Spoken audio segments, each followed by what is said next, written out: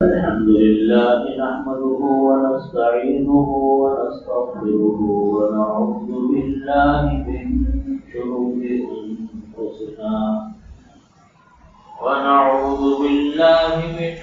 شرور أنفسنا ومن سيئات أعمالنا من يهده الله فلا مضل له ومن يضلله فلا هادي له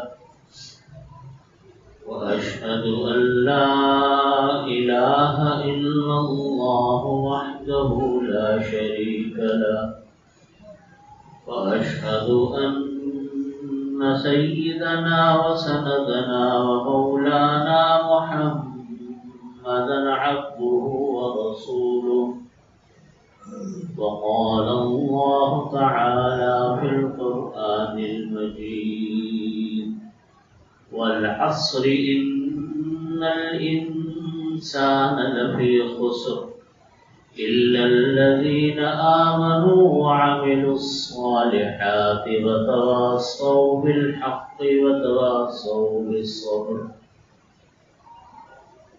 صدق الله مولانا العظيم وصدق رسوله النبي الكريم ونحن على ذلك من الشاهدين والشاكرين والحمد لله رب العالمين.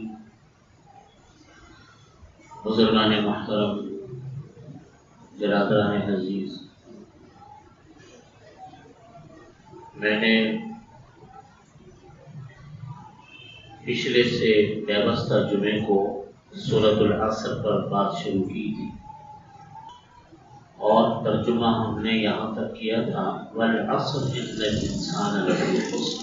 قسم ہے زمانے کی کہ انسان خسارے میں ہے. اس لیے خسارے میں کہا کہ وہ دیکھتا ہے، جانتا ہے کہ اس نے دنیا میں رہنا نہیں ہے دائمی طور.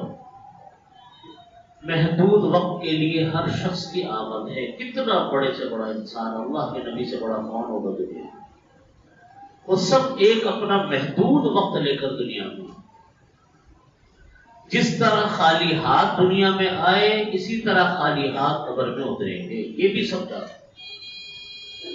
یہ بھی سب جانتے ہیں کہ رہنا ہے نہیں دنیا میں. زندہ حیات کبھی بھی نہیں رہنا، یعنی دائمی نہیں رہنا.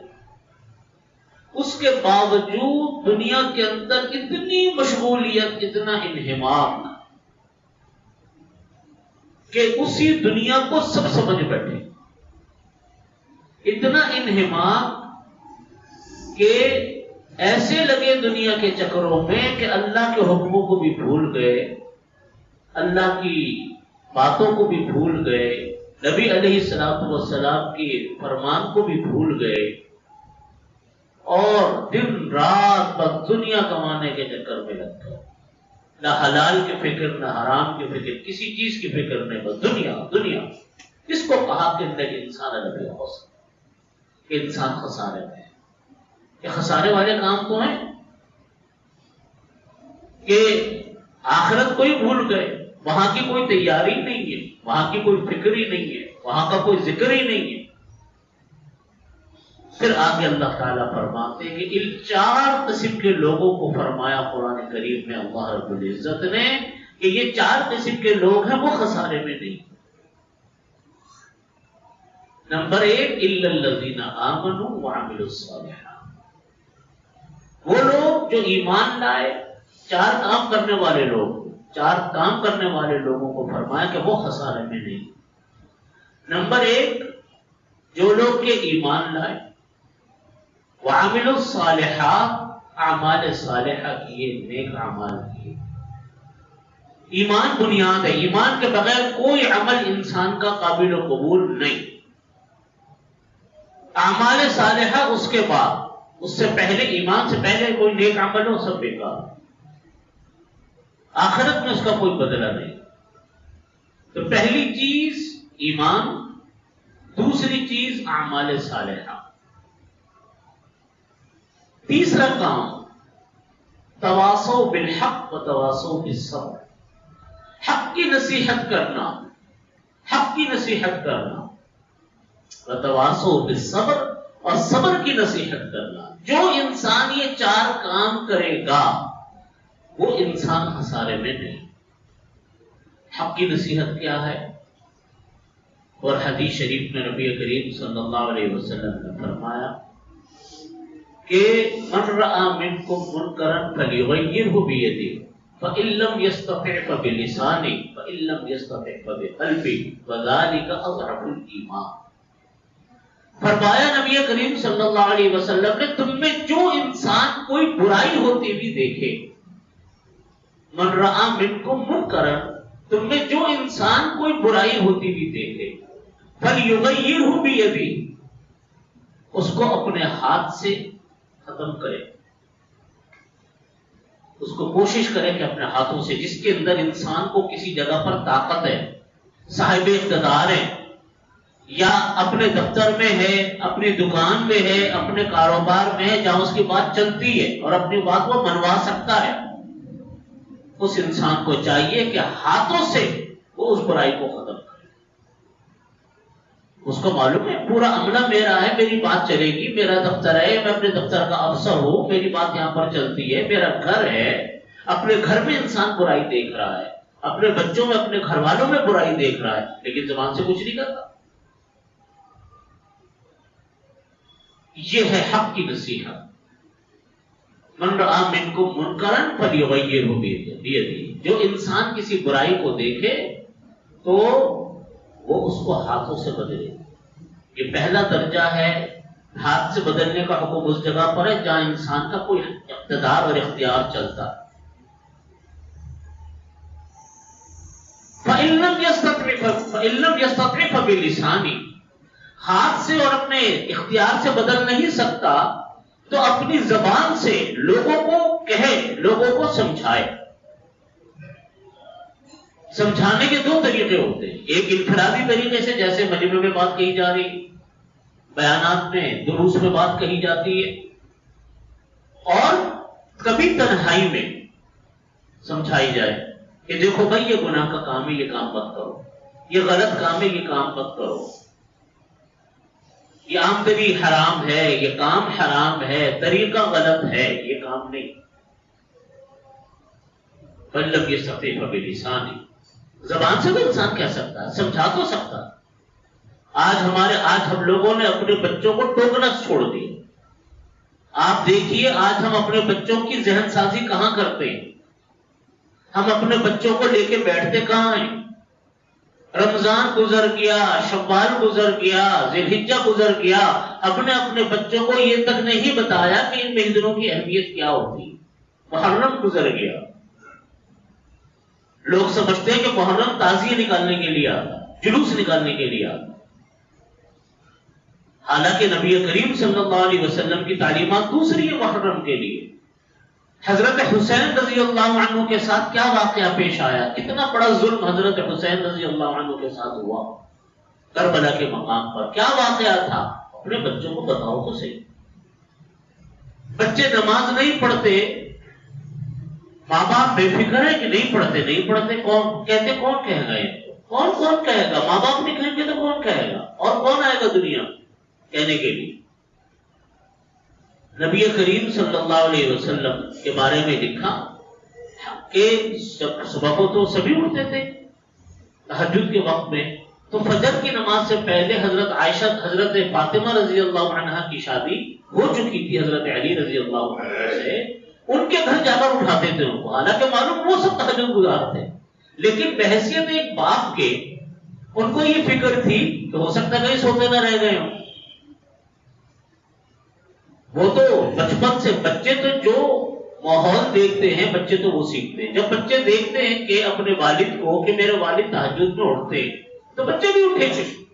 حضرت فاطمہ تو بچپن سے دیکھ رہی تھی نبی کریم صلی اللہ علیہ وسلم کو کہ کیا معمولات تھے، لیکن اس کے باوجود اپنا فرض پورا کیا۔ آج ہم نے اپنے بچوں کو ٹوکنا چھوڑ دیا، اپنے بچوں کو کہنا چھوڑ دیا، برائی کے اوپر بس دیکھتے رہیں کہ برائی کے لیے بچے برا نہ مان جائیں، اس طرح بچے پلتے۔ یہ تو ہر انسان کا طریقہ ہوتا ہے کہ اس نے اپنے بچوں کو کس طرح بڑا کیا، کس تربیت سے بڑا کیا. یہ اپنے گھر کے اندر انسان اپنے ہاتھ سے بدل سکتا ہے، اور جیسا طریقہ ماں باپ چاہتے ہیں بچے ویسے ہی بنتے ہیں. بچے تو موم کی طرح ہوتے ہیں، جیسے موم ڈھلتی ہے ایسے بچے ڈھل جاتے ہیں. یہ اللہ نے فطرت بنائی ہے. آپ اپنے بچوں کو نیک بنانا چاہیں، خود نیک بن جائیں، بچے خود بخود نیک ہوں گے. گھر میں نمازیں پڑھیں وقت کے اوپر، بچے خود نمازیں پڑھیں گے. قرآن پاک کی تلاوت کریں، بچے خود تلاوت کریں گے. خود جھوٹ بولنا چھوڑیں، سچ بولیں، بچے خود بخود سچ بولیں گے. آج ہمارے ہاں بالکل ایک آزاد ماحول ہو گیا. اپنے اولاد کے حوالے سے برائیوں پر ٹوکنا ہی چھوڑ دیا. کون کہے گا، کس طرح کہے گا؟ تو فرمایا نبی کریم صلی اللہ علیہ وسلم نے من رآ منکم منکرا فلیغیرہ بیدہ، اپنے ہاتھ سے اپنے طاقت سے اس کو بدلو جہاں آپ کا حکم چلتا ہے. فإن لم يستطع فبلسانہ، جہاں بات طاقت نہیں چل سکتی وہاں زبان سے سمجھاؤ، لوگوں کو کہو. آپ کہیں گے دو چار انسانوں کے دل پہ تو اثر ہوگا. فإن لم يستطع فبلسانہ فإن لم يستطع فبقلبہ. کسی برائی کو نہ ہاتھ سے روک سکتے ہیں نہ زبان سے روک سکتے ہیں، فبقلبہ، تو دل سے تو برا جانو. وذالک اضعف الایمان، فرمایا کہ ایمان کا سب سے کم درجہ یہ ہے کہ دل سے تو برا جانو.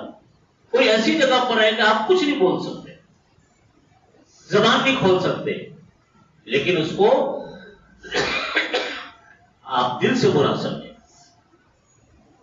حق بات کے 3 درجے ہوتے ہیں. حضرت علامہ شبیر احمد صاحب عثمانی رحمۃ اللہ علیہ کا ملفوظ ہے. وہ فرماتے ہیں جو بات حق نیت سے، حق طریقے سے اور حق بات ہو، حق نیت ہو، حق طریقہ ہو کی جائے ضرور اثر رکھتی. کتنی باتیں بیان فرمائی؟ 3. بات حق ہو، نیت حق ہو، طریقہ حق ہو. حق بات کا مطلب کیا کہ جو بات اس نے کہی ہے وہ بالکل سچی بات. نیت اس کی اپنی بڑائی جتانا نہ ہو کہ جی لوگ مجھ کے میری واہ واہ کریں گے. نیت دوسرے کی اصلاح ہو. جب انسان کی نیت ٹھیک ہوتی ہے انسان کی بات کے اندر اثر پیدا ہو.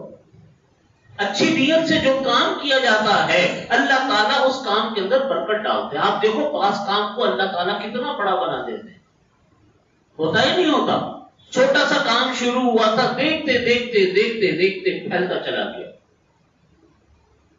یہ وہ لوگ ہوتے ہیں جن کے اندر نیت ان کی حق ہوتی ہے، طریقہ ان کا حق ہوتا ہے، کام ان کا حق ہوتا ہے. تو حق بات ہو، حق نیت ہو اور طریقہ بھی حق ہو. طریقہ حق ہونے کا مطلب یہ کہ وہ طریقہ ہو جو انبیاء کا طریقہ ہے. انبیاء کا طریقہ کیا ہے کہ پلٹ کر سخت بات نہیں فرماتے تھے. یہ انبیاء کا طریقہ. تمام انبیاء کرام کی ایک سنت ہے کہ تمام انبیاء کرام بکریاں چراتے تھے. آپ تاریخ میں پڑھ لو، کتابوں میں پڑھ لو، تمام انبیاء کا طریقہ بکریاں چراتے. جس نبی کے حالات میں پڑھیں گے بکریاں چراتے. اس کے بارے میں بہت سارے حضرات مفسرین نے، محدثین نے لکھا کہ یہ بات کیا ہے بکریاں کیوں چراتے. اس کی وجہ یہ لکھی کہ بکری ایک معصوم جانور ہوتا ہے اور انسان جس کے ساتھ رہتا ہے اس کے اثرات آتے ہیں. کبھی ایک بکری ادھر بھاگ رہی ہے، ایک ادھر بھاگ رہی ہے، ایک ادھر دوڑ رہی ہے، ایک ادھر دوڑ رہی ہے. پکڑ کر ایک جگہ پر جمع کرنا، اس سے صبر کا مادہ پیدا ہو اور مزاج میں نرمی پیدا ہوتی ہے. اور نبی کی یہ شان ہے کہ قوم کو لے کے جانا ہے. کوئی قوم ادھر جا رہی ہے، کوئی ادھر جا رہی ہے، سب کو پکڑا، غصہ نہیں کیا، سب کو سیدھے راستے پر رکھا، سیدھا لے کر چلے. یہ وجہ لکھی ہے. نبی کریم صلی اللہ علیہ وسلم نے بکریاں چرائی اور انبیاء کرام نے بکریاں چرائی. تو یہاں پر آپ دیکھیے کہ انبیاء کی شان پلٹ کر جواب دینا نہیں تھا. جیسے نبی کریم صلی اللہ علیہ وسلم کو مشرکین مکہ نہ کہتے تھے وَإِنَّا لَنَرَاكَ فِي سَفَاهَةٍ وَإِنَّا لَنَظُنُّكَ مِنَ الْكَاذِبِينَ. ہم تو آپ کو سمجھتے ہیں بیوقوف انسان. یعنی اللہ کے نبی کو ایک عام آدمی کہہ رہا ہے وَإِنَّا لَنَرَاكَ فِي سَفَاهَةٍ، ہم آپ کو سمجھتے کہ آپ سے بیوقوف آدمی ہیں. وَإِنَّا لَنَظُنُّكُم مِّنَ الْكَاذِبِينَ، اور ہم آپ کو جھوٹا خیال کرتے ہیں، جھوٹے انسان. نعوذ باللہ. یہ کس کو کہا جا رہا ہے؟ اللہ کے نبی کو. قرآن کریم میں آتے ہیں آیت ہے قرآن پاک. اس کے جواب میں نبی کریم صلی اللہ علیہ وسلم کیا فرماتے ہیں؟ وہ ڈانٹتے نہیں ہیں، فرماتے یا قوم لیس فی صفاحۃ ولکن رسول من رب العالمین. اے میری قوم میں کوئی بیوقوف انسان نہیں ہے، بیوقوفی کی باتیں نہیں میں کرتا، میں تو رسول ہوں رب العالمین کا. اتنی سخت بات کا جواب اتنی نرمی سے، اتنی سخت بات کا جواب اتنی نرمی سے. یہ شان ہے انبیاء کرام علیہ الصلوۃ والسلام کی. بات اپنی پوری کی، اپنا اللہ کا پیغام پورا پہنچایا، اللہ کا پیغام پورا بتایا. آپ دیکھیے اس کا نتیجہ یہ ہوا کہ جنہوں نے مانا کچھ نے نہیں مانا، کسی نے کچھ نہ مان لیا، کچھ رہ گئے. جنہوں نے مان لیا وہ صحابی بنے، دنیا میں اعلیٰ اور عرفہ مقام حاصل کیا، آخرت میں اعلیٰ اور عرفہ مقام ان کو ملا. جو رہ گئے سو رہ گئے. لیکن اللہ کے نبی نے اپنی بات پوری کی. تو بات حق بات کرنے کے کتنے طریقے ہیں؟ 3. بات حق ہو، طریقہ حق ہو، اور نیت حق ہو. اب ہمارے ہاں بعض لوگ بات تو حق کرتے ہیں، نیت بھی حق ہوتی ہے، لیکن طریقہ غلط ہو. مثلا مجمع عام میں لوگوں کو نصیحتیں کرنی شروع کر دیں. ایک ہوتی عمومی نصیحت، اور ایک ہوتی کسی انسان کو، ایک آدمی کو ٹوکنا، سب کے سامنے ٹوک رہے ہیں. تو یہ طریقہ نہیں ہوتا. کسی سے کوئی انفرادی بات کرنی ہے، علیحدگی میں اس کو سمجھا دے تاکہ اس کو شرمندگی نہ ہو. ہمارے ہاں بعض لوگ حق بات کرتے ہیں، دوسروں کو نیچا دکھا دیتے، دوسروں کی عزت نفس کے اوپر اثر ہوتا ہے. نتیجہ کیا ہوتا ہے؟ نتیجہ یہ ہوتا ہے کہ وہ بات دل پر اثر کرتی نہیں. اس لیے حق بات ہو، طریقہ بھی حق ہو، اور نیت بھی حق ہو. حضرت موسیٰ علیہ السلام کو اللہ تعالیٰ نے فرعون کے پاس بھیجا، اور انہوں نے کہا کہ میرے ساتھ حضرت ہارون علیہ السلام کو بھی کر دیں. قرآن کریم میں واقعہ آتا ہے حضرت ہارون علیہ السلام کو بھی اللہ تعالیٰ نے ساتھ بھیج دیا. جب اللہ رب العزت نے حضرت موسیٰ علیہ السلام کو یہ حکم فرمایا کہ وَقُولَا لَهُ قَوْلًا لَيِّنًا لَعَلَّهُ يَتَذَكَّرُ أَوْ يَخْشَىٰ. فرعون اتنا متکبر، اتنا سفاک، اتنا ظالم بادشاہ تھا کہ وہ آگے سے کسی کو یوں کہتا تھا کہ انا ربکم الاعلی، تمہارا رب تو میں ہوں، تم کون سے رب کی بات کرتے ہو، تمہارا خدا میں ہوں. وہ خدائی کا دعویٰ کرتا. وہ پھانسیوں پہ لٹکاتا تھا، جو اس کی کھجور کی ٹہنیوں کی پھانسیاں ہوتی تھی اس کے اوپر دیتا تھا. اور اس کے طریقے یہ لکھے کہ 2 کھجور کے درخت ہوتے تھے برابر برابر، اس کو یوں کراس کے اندر باندھ دیا کرتا تھا رسیوں سے، یوں موڑ کر کراس کر کے باندھ دیا. پھر ایک آدمی کو لایا جاتا، اس کی ایک ٹانگ ایک ہاتھ اس درخت سے، ایک ٹانگ ایک ہاتھ اس درخت سے باندھا جاتا، پھر رسیوں کو کھولتا. تو وہ درخت اپنے قوت سے جو واپس جاتے تھے تو آدمی کے 2 ٹکڑے ہو جاتے. یہ اس کی پھانسی ہوتی. فرعون اتنا ظالم، اتنا سفاک. حضرت موسیٰ علیہ السلام کو کہ اس کو یہ جب پتہ چلا کہ یہ خواب دیکھا کہ جی میرے خاندان میں گھر میں نبی پیدا ہونے والا ہے، تو اس نے بچوں کو قتل کروانا شروع کر دیا. چھوٹے چھوٹے معصوم بچوں کو قتل کروانا شروع کیا. اس کے پاس نصیحت کے لیے موسیٰ علیہ السلام کو بھیجا جا رہا ہے، اور ساتھ میں حضرت ہارون علیہ السلام. اور نصیحت یہ کی جا رہی ہے اللہ رب العزت کی طرف سے کہ وَقُولَا لَهُ قَوْلًا لَيِّنًا، تم دونوں جاؤ اور اسے نرم بات کرنا. اس سے کیا کرنا؟ نرم بات کرنا، سخت بات نہیں کرنا. لَعَلَّهُ يَتَذَكَّرُ أَوْ يَخْشَىٰ، شاید کو اس انسان کو نصیحت مل جائے، وہ اللہ سے ڈر جائے. وہاں پہ بھی سخت بات کا حکم نہیں ہے. حضرت مفتی صاحب رحمۃ اللہ علیہ، مفتی مشفی صاحب رحمۃ اللہ علیہ فرمایا کرتے تھے کہ دیکھو، ہم اور آپ موسیٰ علیہ السلام سے بڑے مصلح نہیں ہو سکتے، اور ہمارا مخاطب فرعون سے زیادہ بڑا سرکش اور کافر نہیں ہو سکتا. جب ان کو حکم ہے نرم بات کرنے کا، تو آپ کیسے سخت بات کر سکتے؟ یہ حق کے طریقے. تو فرمایا کہ وہ انسان خسارے میں نہیں ہے جو انسان کے ایمان لائے، اعمال صالحہ کرے، حق بات کی نصیحت کرے اور صبر کی نصیحت کرے. حق بات کی نصیحت کا مطلب میں نے آپ کے سامنے عرض کیا کہ طریقہ حق ہو، بات حق ہو، درست بات ہو. جہاں اپنی بات کر سکتا ہے، چلا سکتا ہے، وہاں زبردستی اپنی بات بنوائے اور سچی بات اور دین کی بات وہاں کرے. جہاں نہیں کر سکتا وہاں زبان سے کرے، جہاں زبان سے نہیں کر سکتا دل سے برا سمجھے. جیسے ہم اپنے دفاتر میں ہیں، کم از کم بعض لوگ کہتے ہیں کہ موقع نہیں ہے بات کرنے کا. میں کہتا ہوں کہ ہم لوگ کوشش نہیں کرتے. جہاں کوئی نہ کوئی انسان کی کہیں نہ کہیں بات ضرور چلتی ہے، گھر میں چلتی ہے، اپنے بیوی بچوں پہ چلتی ہے، اپنے عزیز دوستوں میں چلتی ہے. انسان کی دفتر میں کام کرتا ہے، اگر اس کے اندر میں 3-4 آدمی ان کے ساتھ تو کوئی صحیح بات کر سکتا.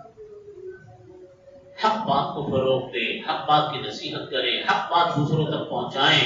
آج اس کا ہمارے یہاں بڑا قصور ہے. ہمارے منہ سے سچی بات نکل، ہم لوگ اسی چکر میں رہ جاتے ہیں کہ لوگ برا مانیں. ہاں ایک اور بات ہمارے یہاں ہوتی ہے کہ ہم جب کبھی حق بات کرنے بیٹھتے ہیں تو اس ایسا انداز اختیار کرتے ہیں کہ لوگوں کو شرمندگی ہوتی ہے. سب کے سامنے ڈانٹنا ڈپٹنا شروع کر دیا. نہیں، آپ تنہائی مجھ سے بات کریں. ایسی مثالیں ہمارے اوپر کو جوار میں بکثرت ملتی ہیں. اللہ تعالی ہمیں اس پر عمل کی توفیق عطا فرمائے. ایک حصہ رہ گیا، انشاءاللہ موقع ملا آئندہ جو میں عرض کروں گا وہ ہے صبر کی بات. واخر دعوانا الحمدللہ.